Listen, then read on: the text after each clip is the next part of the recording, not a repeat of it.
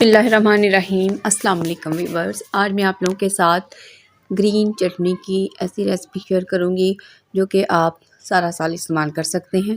इधर मैंने लिया है पुदीना, ये सब्ज़ लहसुन और सब्ज़ मिर्चें, और इधर है सब्ज़ धनिया। तो ये क्योंकि मौसमी चीज़ें हैं, आजकल हर चीज़ ये ताज़ा मिल जाती है बाज़ार से।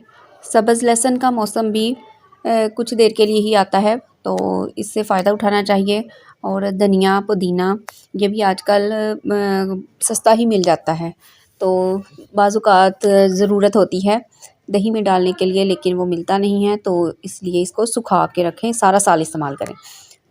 ये इधर मैंने पुदीना लिया है, पुदीने के पत्ते तोड़े नहीं, ये देसी पुदीना है, बारीक पत्ते हैं इसके छोटे छोटे। तो आपको जो भी मिले वो ले लीजिए आसानी से। तो इसकी जो देसी पुदीना होता है ना, इसकी खुशबू बहुत अच्छी होती है।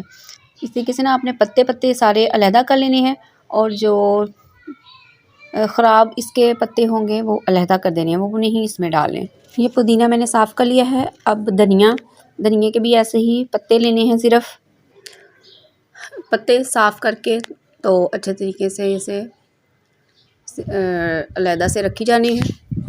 आप चाहें तो इनको इकट्ठा भी एक ही जगह मिक्स करके सुखा सकते हैं। सब्ज़ मिर्चें हैं, इनको भी मैंने काट लिया है बारीक बारीक। इनको भी अब मैं रखूँगी धूप में सुखाने के लिए। इधर मैंने जो सब्ज़ लहसुन था वो भी काट लिया है, और ये जो इसका वाइट पार्ट है ये मैं इसमें नहीं डाल रही, सिर्फ ग्रीन पार्ट डाल रही हूँ। इसको भी बारीक बारीक काट लिया है अच्छे तरीके से। तो ये सारी चीज़ें, चारों चीज़ें मैं धूप में रख दूँगी सूखने के लिए।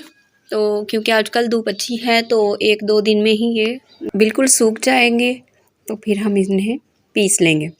ये देखें, ये मेरे 2 दिनों में बिल्कुल अच्छे तरीके से सूख चुकी हैं। हर चीज़ सब्ज़ मिर्चें तक बिल्कुल खुश्क हो चुकी हैं। तो ये आप इस तरीके से तोड़ के इसको चेक कर सकते हैं। अच्छे तरीके हर चीज़ सूखनी चाहिए। तो अब हमने इसको ग्राइंड करना है, इन सब चीज़ों को। तो ग्राइंडर में ये सारी चीज़ें बहुत अच्छे से ग्राइंड हो जाएंगी, तो आराम से इनको सबको ग्राइंडर में डालें और ग्राइंड कर लें।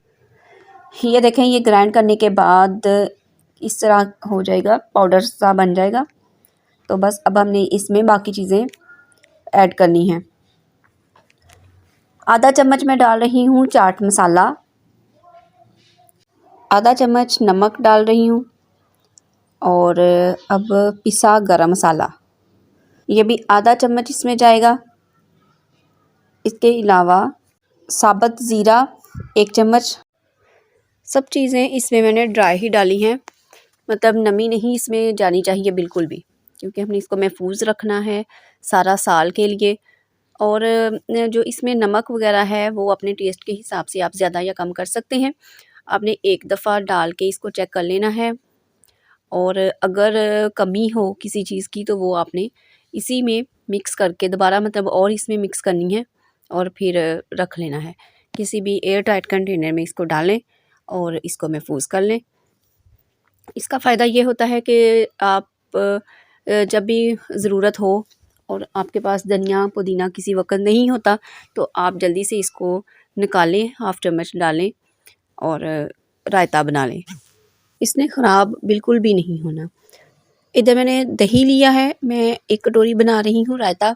तो आपने जितना बनाना हो तो उस हिसाब से वो आपने डाल लेना है धनिया पुदीना। तो दही को फेंट लिया है, और बस कोई मेहनत नहीं करनी पड़ेगी। बस वो जो हमने ड्राई चीज़ें की थी, ये बस इसको मिक्स एक दफ़ा कर लेना है।